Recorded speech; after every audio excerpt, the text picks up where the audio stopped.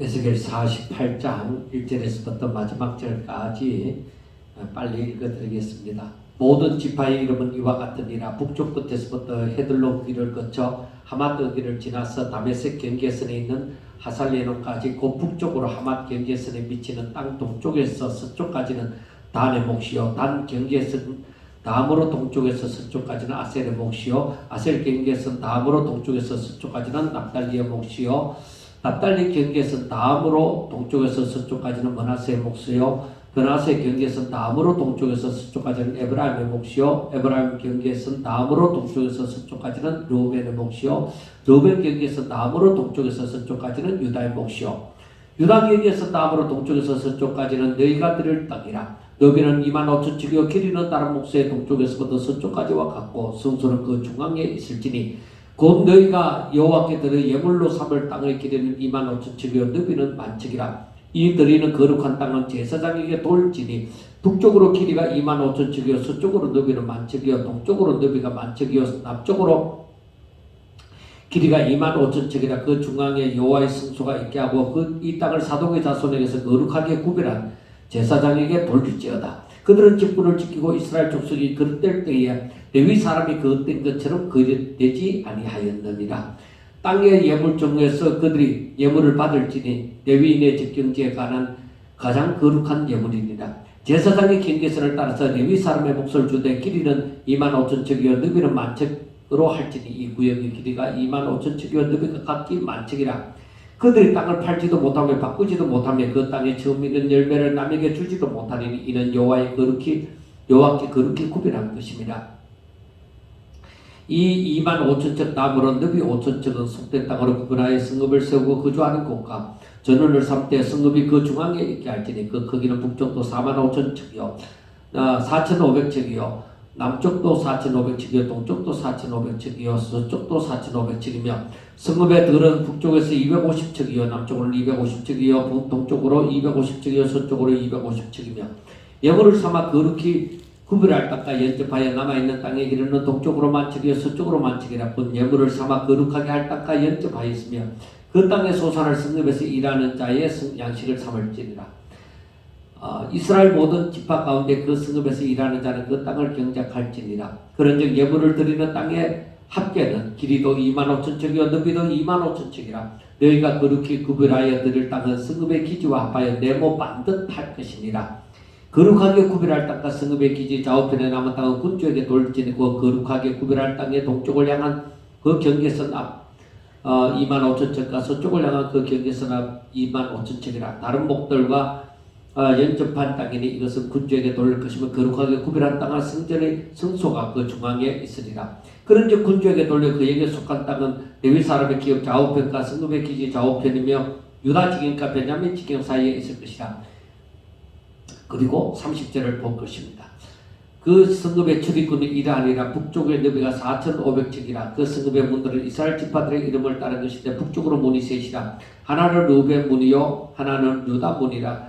유다 문이요 하나는 레위 문이며 동쪽의 너비는 4,500척이니 또한 문이 셋이라. 하나는 요셉 문이요 하나는 베냐민 문이요 하나는 단 문이며 남쪽의 너비는 4,500척이니 또 문이 셋이라. 하나는 시므온 문이요 하나는 이사갈 문이요 하나는 스불론 문이며 서쪽도 4,500척이라. 또 문이 셋이니 하나는 갓 문이요 하나는 아셀 문이요 하나는 납달리 문이며 그 사방의 합계는 18,000척이라. 그날 후로는 성읍의 이름을 여호와 삼마라 하리라. 아멘. 여기에서 우리가 제일 먼저 이 에스겔서 전체를 우리가 한번 생각해 보면 에스겔서 전체는 에스겔서 전체가 무엇을 말해주느냐. 첫째, 우리가 여기에서 보면은 멸망할 것을 얘기를 먼저 합니다. 그러니까 먼저 유다의 제약과 멸망. 유다의 제약과 멸망을 얘기하고 있습니다. 그 다음에 또 이스라엘의 그 제약과 이방 나라의 유다를 제외한 이방 나라의 제약과 멸망. 그리고 전체적으로 이스라엘에 회복될 것을 예언하고 있습니다. 그리고 이것이 에스겔서의 흐름입니다. 제일 먼저는 유다라는 나라, 유다라는 나라가 멸망할 것이고, 그 다음에 이방 나라가 멸망할 것이다. 그 다음에 이스라엘의 회복을 얘기를 해주고 있습니다. 이 세 부분이 에스겔서가 말을 하고 있는 것입니다. 그 다음에 이제 이 38장에 들어와서는 여기에서 마지막으로 48장에 들어와서는 여기에서 마지막으로 말을 하고 있는 것이 무엇이냐? 새 가나안 땅의 분배. 새 가나안 땅. 이 왜 새 가나안의 땅이 분배가 되느냐 하는 것을 우리가 생각해 봐야 됩니다. 그러니까 이 새 땅은 모든 지파에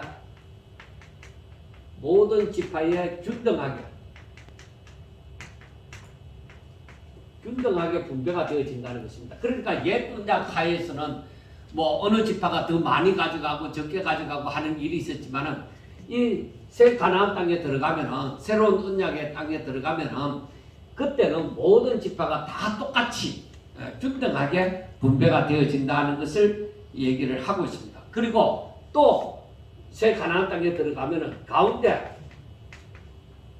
가운데는 거룩한 땅이 있다. 그리고 그 가운데는 거룩한 땅만 있는 것이 아니라 왕을 위한 분깃도 있다.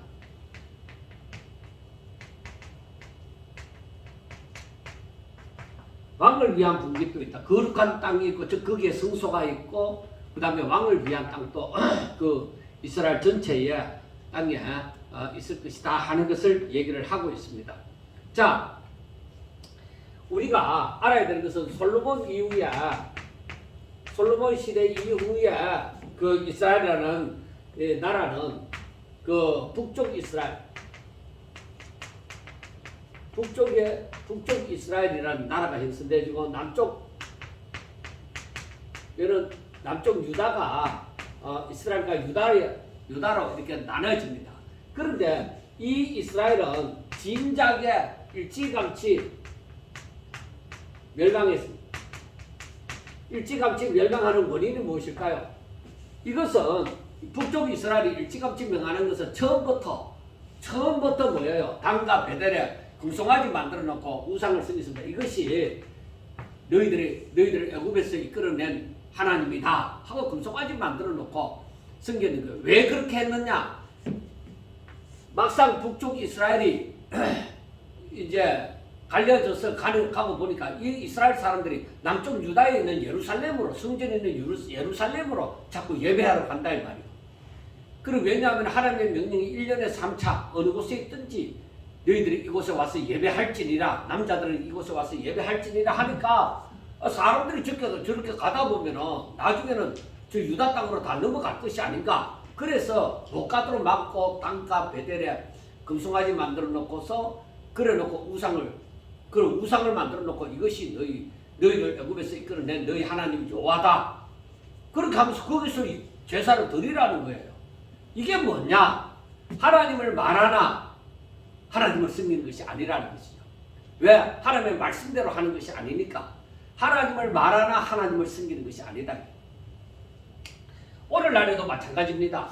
이게 참 무서운 게 북쪽 이스라엘과 같은 현상이 바로 무엇이냐?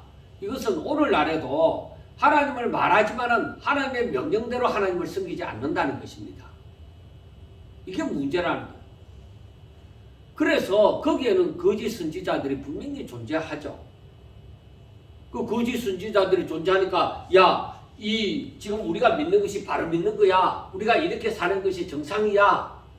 그렇게 하면서 어느 말씀이든지 곡해하게 만들어서 그렇게 섬기는 거예요. 그래 그게 안 맞다. 하나님을 말하지만은 하나님의 뜻대로 예언하는 사람들이, 말씀을 전하는 사람들이 아니라는 것이죠. 그러니까 하나님께서 이 북쪽 이스라엘은 일찌감치 망하게 하신 거예요. 그리고 남쪽 유다에 대해서는 유다 지파와 베냐민 지파가 함께 하였죠.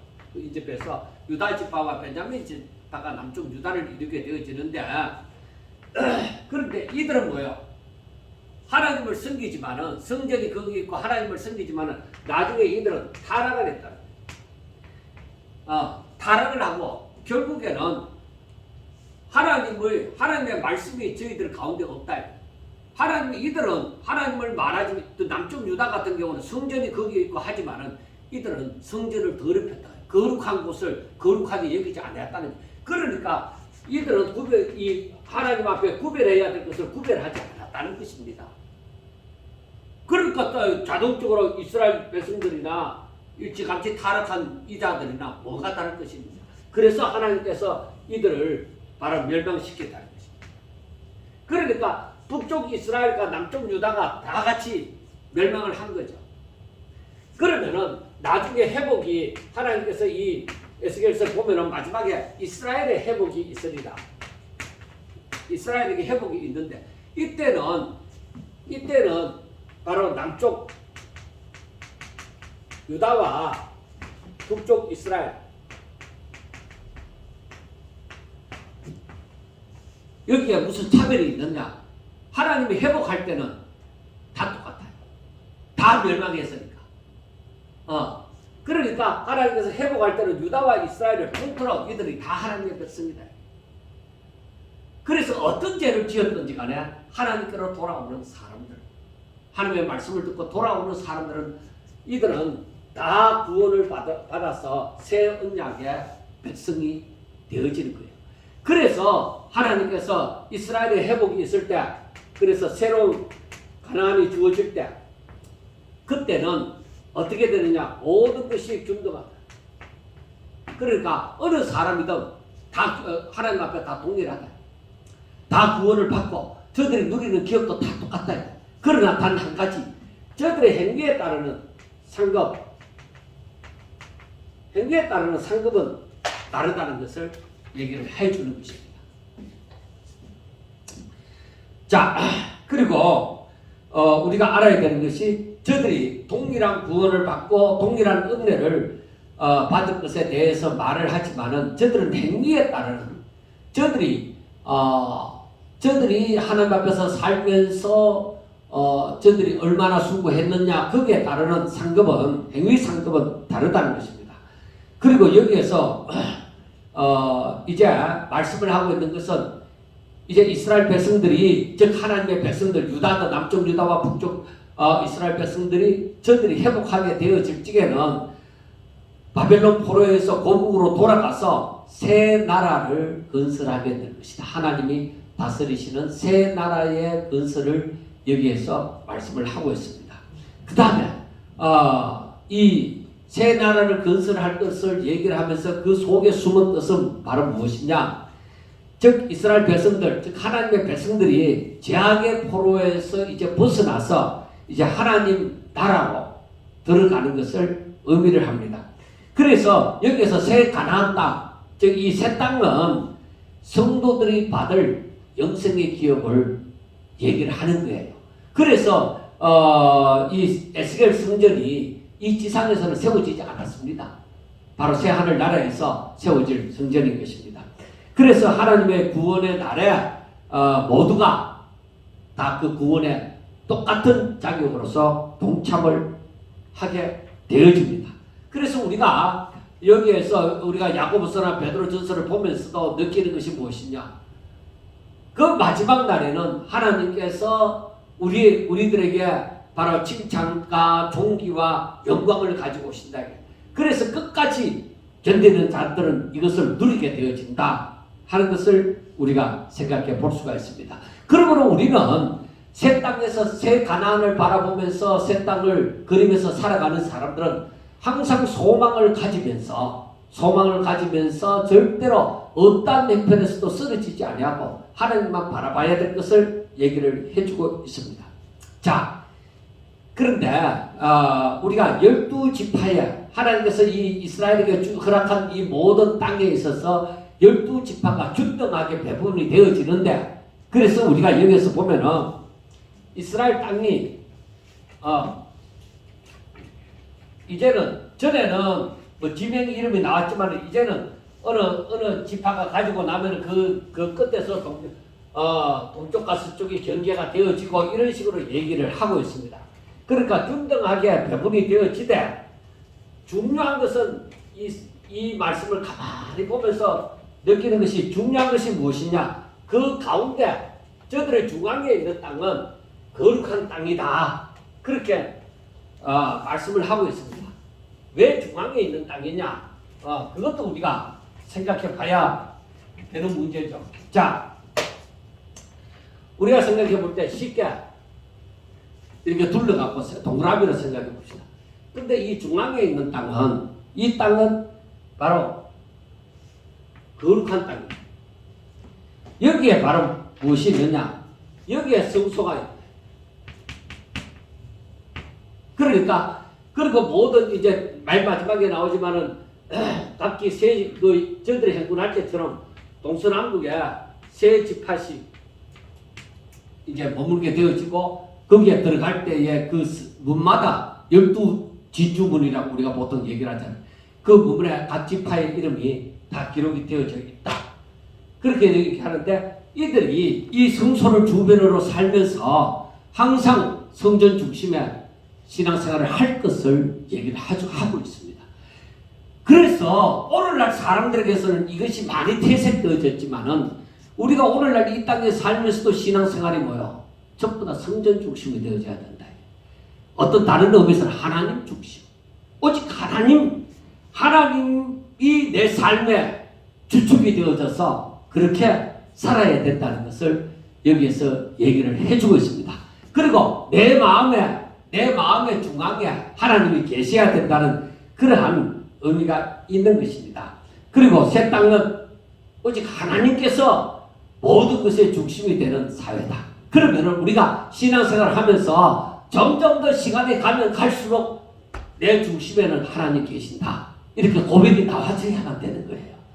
내가 어떻게 신앙생활 하든 그 사람의 중심에 하나님이 계시고, 즉 그 사람의 중심에 예수가 있고, 그 사람의 중심에 성령이 있고, 성부, 성자, 성령의 삼일체 하나님이 우리 가운데 계시고, 그리고 그 가운데 말씀이 있어야 된다는 거예요.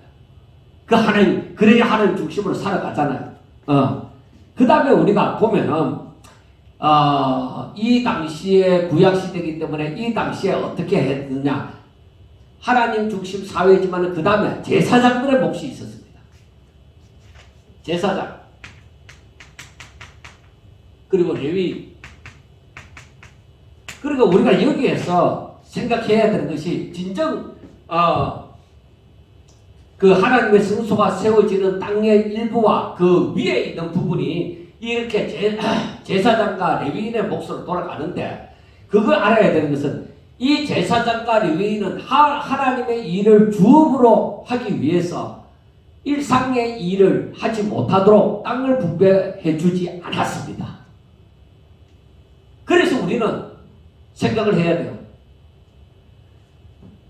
목사가 요즘 세상이 다 같이 어려운데, 목사가 세상이 어렵다고 해서 목사가 일상생활의 일을 하면서 하나님의 일을 하는 것, 이건 하나님의 뜻에서 벗어난 거예요. 저는 그렇게 봅니다. 그러니까 이것은 목사는 자신에게 주어진 주된 임무가 말씀을 전하는 거잖아요. 예배 그 리더자가 되어져서 말씀을 전하는 일이 되어집니다. 그래, 거기에 대해서 하나님께서 전념을 하도록 처음부터 구약시대 때부터 그렇게 저들을 구별해 나왔어요. 너희들은 이 일을 중심을 해라. 왜 그러냐? 하나님의 말씀을 전하는 일이 그게 구별될 만큼 중요하다. 그래서 제사장 그때에 말씀을 가르치는 그 사람들의, 즉 하나님의 성전을 섬기는 사람들, 그리고 말씀을 가르치는 자들이 바로 제대로 역할을 잘 감당을 해야, 사명을 감당해야 성도들에게 또 제대로 영향을 끼치는 거예요. 그 오늘날에도 마찬가지입니다. 목사가 말씀을 중심하여서 그 말씀에 전념해야만 성도들에게 바로 가르칠 수 있다는 거예요. 그만큼 목사가 말씀을 전하는 일을 아유 뭐 어떻게 설교하면 되지 뭐 하고 대충으로 하는 것은 그건 죄를 범하는 일이에요. 성도들은 몰라도 하나님은 아신다. 그만큼 주야로 뭐요? 주야로 그렇게 해야 돼. 성도들이 땀 흘려 수고해서 일상생활을 하는데 목사는 자기 설교 준비 간단하게 1시간 때우는 거 대충 하나님께 대충 하라고 구별했겠습니까? 저는 그렇게 생각하지 않습니다. 대충 하라고 너는 이 일을 다른 일을 하지 않고 이 일에만 이 일을 해라 그렇게 하지 않았을 것이다. 전념하도록 만든다. 성도들이 일상생활에 땀 흘리고 수고하는 만큼 목사는 그만큼 수고를 해야 된다. 설교 준비 다 하고 나면 어떤 사람이 얘기합니다. 나는 설교 준비 주일날 예배 마치고 나면 나 다 해놓고 일주일 동안 편하게 쉰다는 거야. 설교 준비를 그 주일날 예배 마치고 다 한다는 거야. 일주일 거를. 그 다음 주까지 다 한다는 거야. 얼마나 이걸 우습게 여겼으면 하나님의 말씀을 우습게 여겼으면 그렇게 준비하겠느냐. 하나님께서는 성도들이 6일 동안 열심히 일하는 것처럼 그만큼 묵상하고 또 묵상하고 하나님의 뜻을 깨닫기 위하여 또 기도하고 그렇게 해야 되는데 단 2-3시간 만에 한다는 것이죠.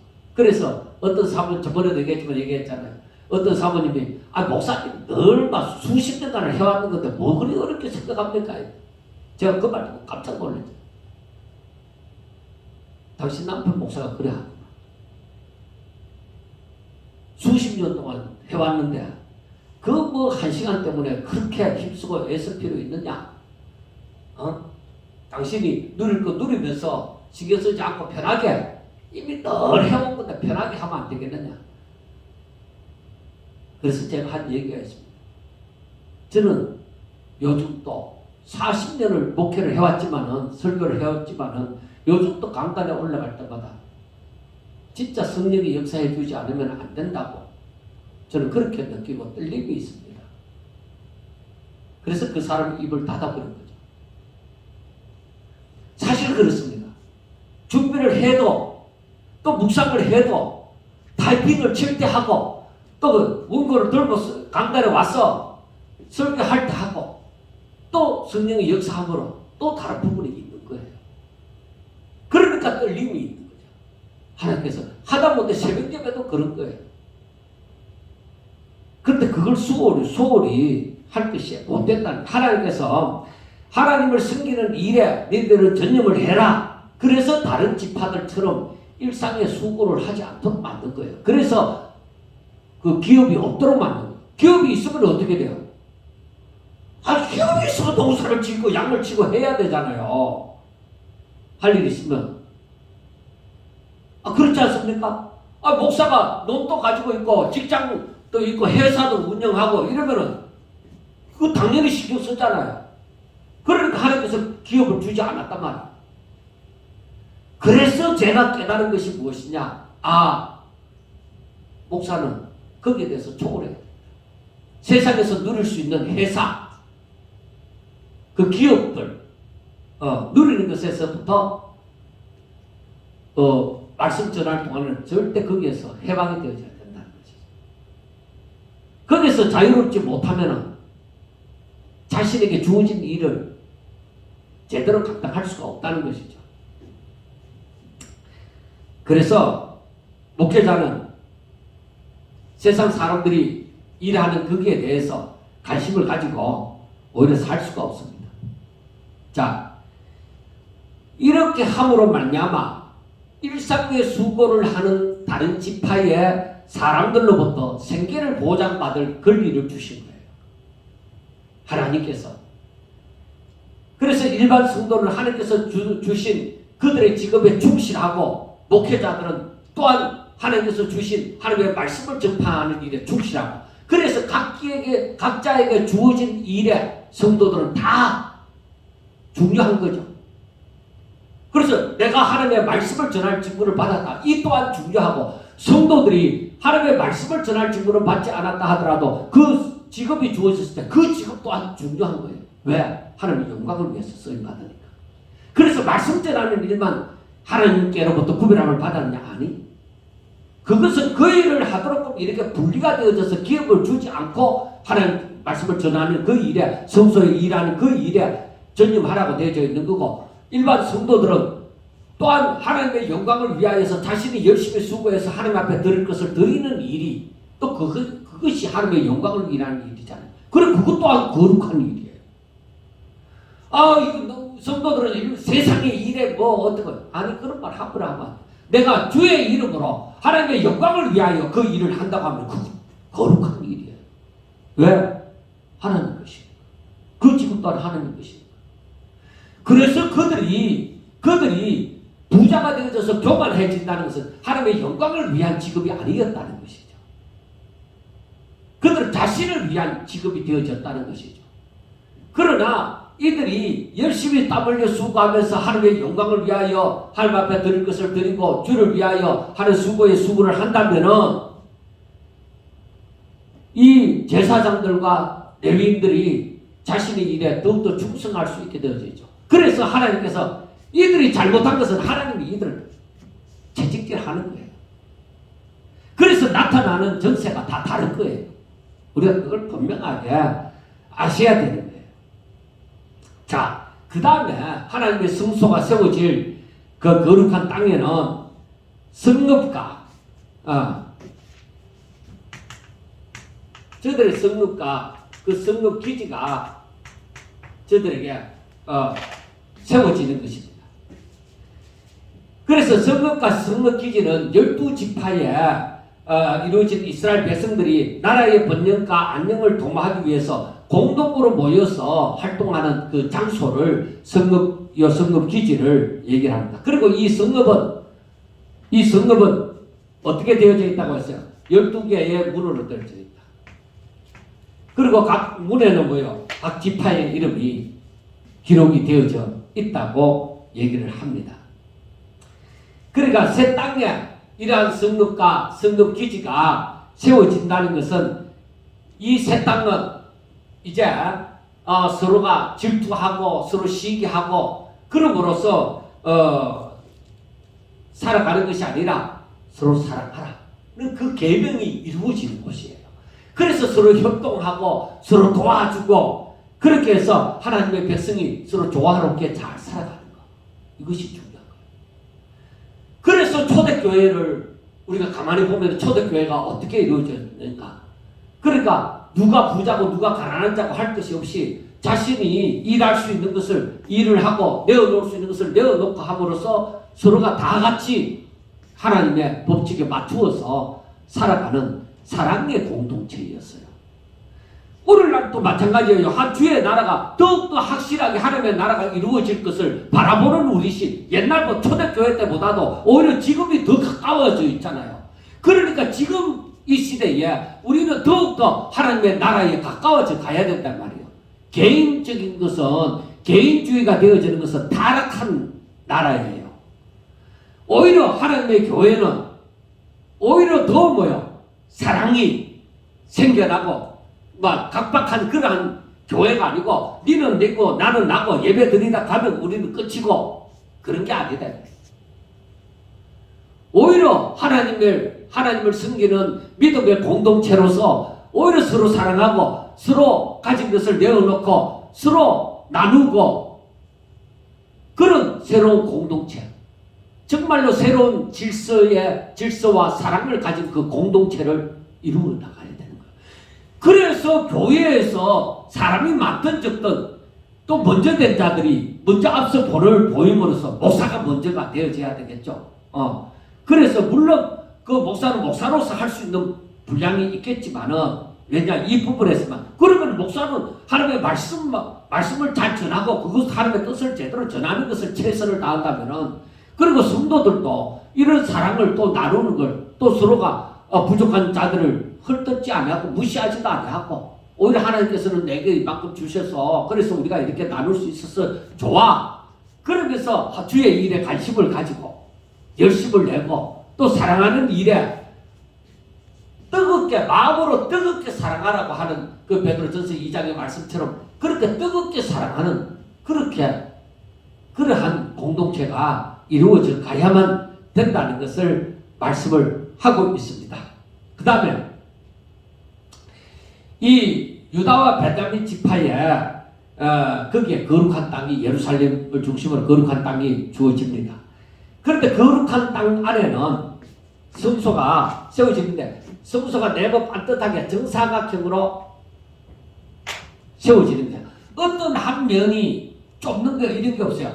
어느 누구든지 세 지파시 동서남북으로 다 나뉘어져 있을 때 세 지파시 다 똑같이 그 기회가 똑같이 주어지는 것이죠.